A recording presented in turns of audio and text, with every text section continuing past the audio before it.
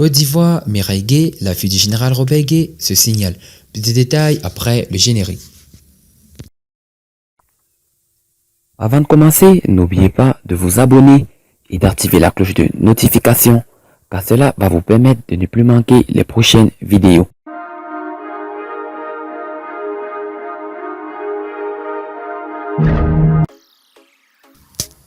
Une semaine empreinte de haute action de portée sociale. Tel a été le menu des activités menées par Mireille Gué, carte de l'Union pour la démocratie et la paix en Côte d'Ivoire, en abrégé UDPCI, au cours de la deuxième semaine de l'année écoulée. Mireille Gué garde des enfants de plusieurs localités du département de Biankouma.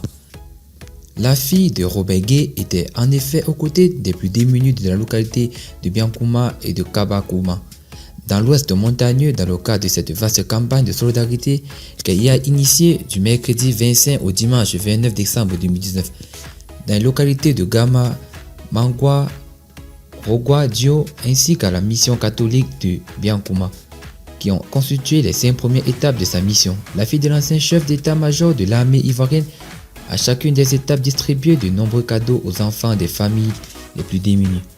L'objectif de toutes ces actions étant, selon elle, de rester le plus proche possible des populations et de leur témoigner sa solidarité.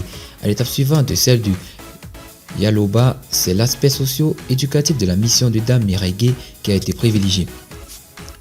Ainsi, de nombreuses feuilles de tôle ont été offertes à l'école primaire publique de cette localité.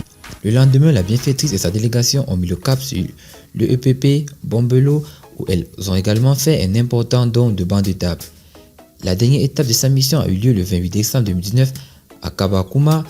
Là-bas, l'ambiance était plutôt culturelle. Mireille Gué était la marraine de cérémonie des dédicaces de musique traditionnelle. Les populations de cette localité ont pu à l'occasion vibrer aux sonorités de la musique traditionnelle Yakuba et Toura. La bienfaitrice est connue pour être très active dans les actions de développement en faveur des familles les plus défavorisées et de l'automatisation des femmes de sa région d'origine. Il est important d'investir dans les compétences pour accélérer l'automatisation de la femme. Nous allons faire en sorte que l'appui des autres cadres du Biankouma, l'automatisation des femmes et de nos mamans soit une réalité dans nos localités, promet-elle en novembre dernier lors d'une réunion organisée par l'Union pour le développement économique et social de Biankouma.